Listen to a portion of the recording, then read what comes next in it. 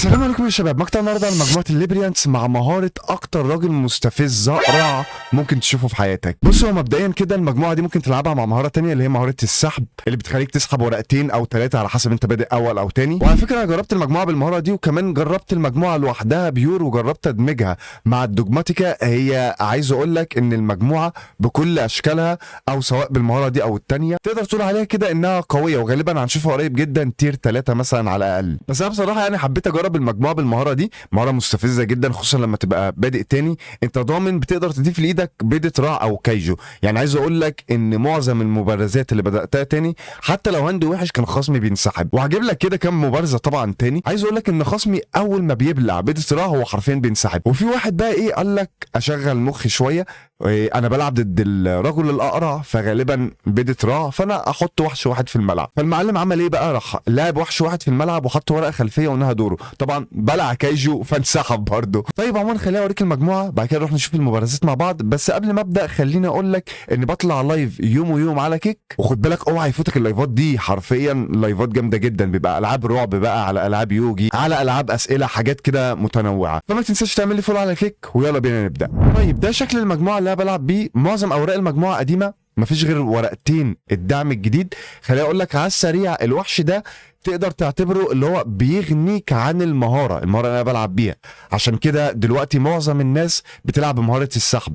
الوحش ده باختصار بتقدر ترميه من ايدك للمقبره وتلعب تراب وتفعله في نفس الدور اللي انت هتلعب فيه التراب، او تقدر ترميه للمقبره وتستدعي وحش من ايدك. ده غير برضو انه عنده قدره كمان من المقبره بتقدر تستدعيه للملعب في الشين. يعني بالنسبه للوحش ده برضو وحش كويس جدا. لما بيبقى عندك ورقه 6 الوحش ده بيكون ضد الاستهداف. ده غير انك لما بتفعل نورمال تراب بتقدر تعمل شين وتفعل قدره الوحش ده وتلعب اي نورمال تراب مش شرط خاص بالمجموعه من مجموعتك للملعب. وطبعا قدره قويه جدا، وعشان كده الوحش ده نزل منه نسخه واحده، لانه لو نزل في بوكس انت حرفيا هتجيب منه 3 نسخ، وهيبقى نسبه سحبك ليه عاليه. فساعتها لما تبدا اول هتقدر تلعبه، تقدر تجيبه سبيشال سامن على فكره، وتقدر تضيف اي تراب انت عايزه من مجموعتك للملعب، وده تقدر تعمله كل دور. فالموضوع بصراحه مستفز جدا. عموما برضو هحاول انزل لكم مقطع او مقطعين كمان للمجموعه، ممكن مقطع كمان بمهاره تانية مع الدوجماتيكا، او مقطعين لسه هشوف على حسب الوقت. خلينا دلوقتي نروح على طول نشوف المبارزات مع بعض. طيب نبدا على طول بمبارزه ضد الفالمونيكا. بدات اول، اوكي، سرشت على التراب، اقدر استخدمه على طول. اوكي، بسبب طبعا الكونتينيوس بيل دمرت له ورقه. حلو، برضو اقدر استخدم التراب التاني عن طريق الوحش ده. خد بالك من الحركه دي قويه جدا. الحركه دي كاونتر لاغلب المجموعات. بص، جبت الورقه دي بتخليني اكشف اوراق خصمي، فساعتها مش هيقدر يفعل المهاره. والورقه دي بتخليني ادمر اي سبيل او تراب عندي في الملعب، واجيب اي نورمال تراب من مجموعه للملعب عندي، واقدر افعله لو عندي 3 تراب في المقبره. فهعمل ايه؟ هفعل ورقتين. جبت الورقه دي، اوكي، كشفت ايد خصمي مش هيقدر يفعل المهاره. الحركه دي ممكن اعملها وادمر ترابي، واجيب التراب اللي بيخلي اي وحش يروح بنش. ده مفيد ضد مجموعات تانية. هوريك برضو مبارزات عملت فيها الحركه دي. اوكي، طبعا انا شايف هاندو فبلعب براحتي جدا.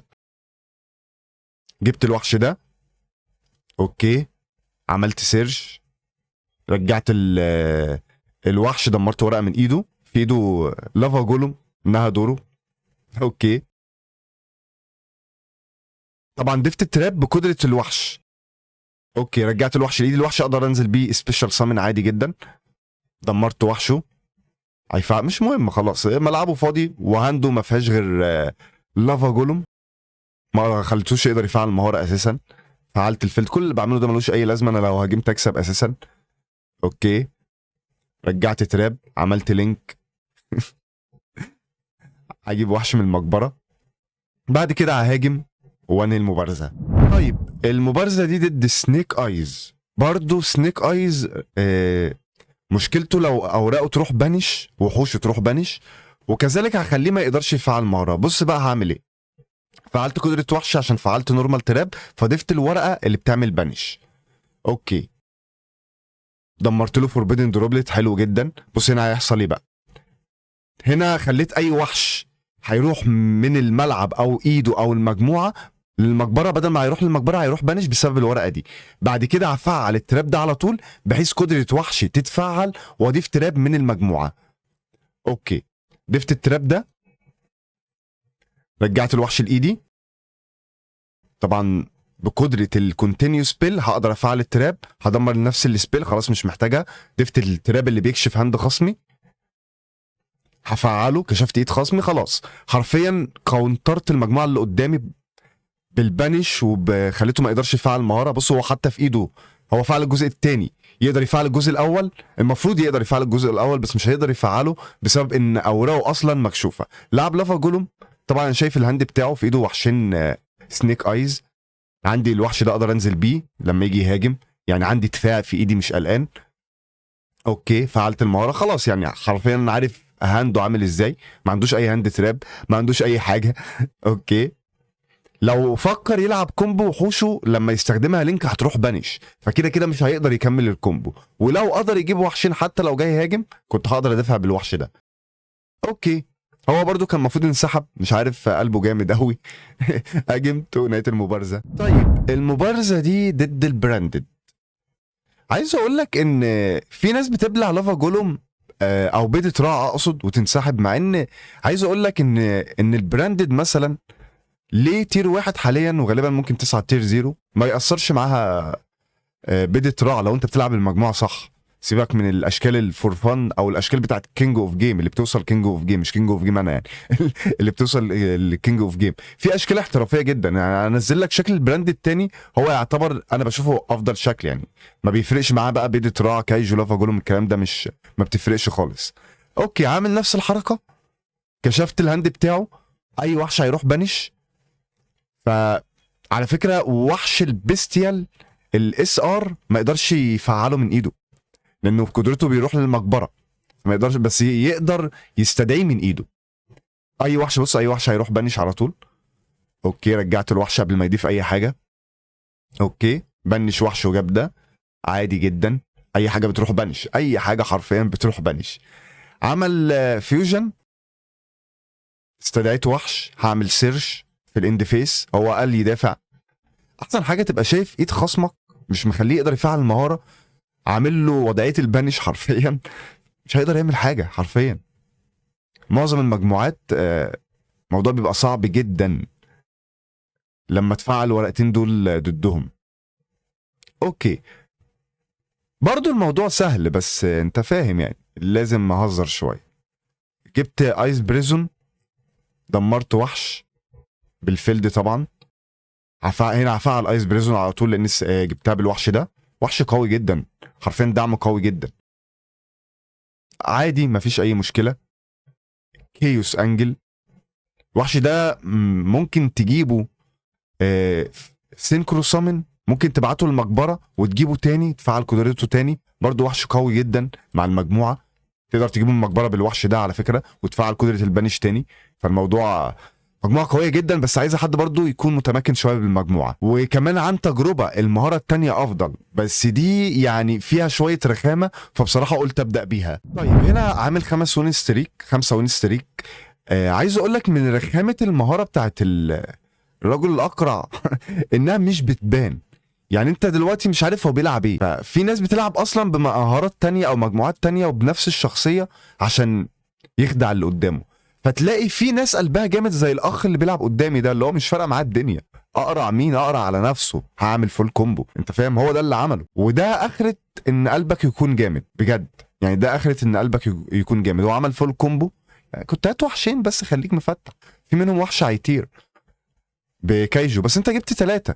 بص بقى النتيجه ان هضيف بيت الدراع، بيت الدراع طبعا على طول هو شافها قال لك السلام عليكم انا ماشي يا جدعان. طيب بلعب ضد ستاردست، هي رجعت تير ولا ايه يا جدعان؟ قابلتها كذا مره طبعا، كسبتها كل المرات حرفيا حرفيا كل المرات، اول اكسبها، تاني اكسبها، تالت اكسبها، مش ما بص هنا بريك هاند. انا عايز اقول لك هو الهاندي وحش جدا، يعني بدايه سيئه، عشان كده بقول لك مهاره السحب احيانا بتفيد اكتر من المهاره دي، ولكن المره دي بتفيدك اكتر لو انت تاني. اوكي فعلت التراب، بعت له، طبعا ما يقدرش يعمل نيجيت، هتقول لي ليه؟ بسبب وجود الوحش ده. بسبب وجود الوحش ده هنا ما يقدرش خصمي يعمل شين او يفعل قدرات وحش مع تفعيل تراباتي النورمال تراب بتاعتي، بسبب طبعا الوحش ده. وحش قوي جدا برضه. اوكي، جاب وحش دفاع، جاب توكن، عنده ورقه غريبه دمر لي الوحش. بص ضفت بدل طراع بس قلت مش مستخدمها، يعني الموضوع مش مستاهل بصراحه. جبت وحش وما بنشتش حاجه بحيث اجيب اللينك 2. اوكي، ابعت بدل طراع ورجعت وحش، هجمت دمرت له كل وحوشه. عندي ايس بريزون. اوكي، طبعا هو متوقع ان هو لو هاجم هيكسب. طبعا عندي الوحش ده حمايه من التدمير، تقدر تضحي بيه وتحمي وحش فايند، او تضحي باي وحش فايند عموما. ايس بريزون، بنشت الوحوش، دمرت له الورقه اللي في ايده، كانت نسخه تانية. ملعبه فاضي، ايده فاضيه، كل حاجه فاضيه عنده، فانسحب. طيب المبارزه دي بلعب ضد البلاك وينج. ضفت تراب. اوكي، حلوه الحركه دي برضو، يعني العب بنسخه واحده من الوحش ده هيفيدك في اوقات كتير. تقدر تلعب وحوش اكسيز على فكره، اكسيز 4 زي ما انت حابب. طيرت له الكاونتر تراب، قلت اسحب ورقتين. حلو جدا، لعبت الورقتين دول برضو نفس الحركه، حركتي المفضله. هكشف اوراقه، مش هيقدر يفعل المهاره، وهخلي كل وحوشه اللي تروح المقبره بدل ما تروح المقبره تروح بنش، فكده مش هيقدر يفعل الجزء الاول من المهاره. طبعا انا شايف هاندو، هرجع الوحش ده. اوكي، مش في ايده الوحش ليفل 6 وما يقدرش يجيبه لانه ما يقدرش يفعل المهاره. فعل قدرات وحوشي كلها 24 وحوش مع التراب. اوكي، عمل سيرش. بص هنا وحوش راحت بانش فما عرفش يستدعي حاجه. سيرش، خلاص يعني هو هيحاول يدافع، هيحاول يدافع. عنده كان في ايده تقريبا التراب اللي بيعمل سينكرو، قلت اتخلص منه. هو هيفعله، هيجيب سينكرو 6 بحيث برضو ينفعوا الدور الجاي ده. كان اعتقد هو كان بيفكر كده، عمل نجيت على طول. اوكي، طبعا جبت كاجو عشان ما يقدرش بعد ده المقبره، ما يقدرش يفعله، ما عندوش كده وحوش سينكرو بلاك وينج. خلاص يعني الموضوع بقى سهل جدا يعني. هفعل التراب طبعا بسبب الورقه الجميله دي. هدمر ورقه بالفيلد وورقه بوحشي، طبعا شين ل 7000 شين حرفيا. دمرت وحشه، رجعت التراب ده تاني. بقى عندي يعني بص الملعب عامل ازاي يا جماعه. مجموعه بصراحه لما عندك بيبقى كويس وتقدر تطول المبارزه غالبا بتكسب. طيب حبيت اجيب لكم المبارزه دي سريعه، يعني هو الراجل حط وحش ونهى دور، قال لك بس ايوه الراجل بتاع بدة رعد ده انا عارفه من قرعته، هو ناسا كايجو تقريبا، مش عارف هو تقريبا ناسا كايجو ولا ايه. فراح بلع كايجو. طب انسحب بقى، لا مش هنسحب. طب ليه يا اسطى؟ ما خلاص، ما الوحش اللي كنت عايز تجيب بيه البيز يعني بلع، فاللي هو ماشي انت لما الوحش بلع بقى كايجو على اساس هو كان هيدافع بكايجو فانسحب على طول.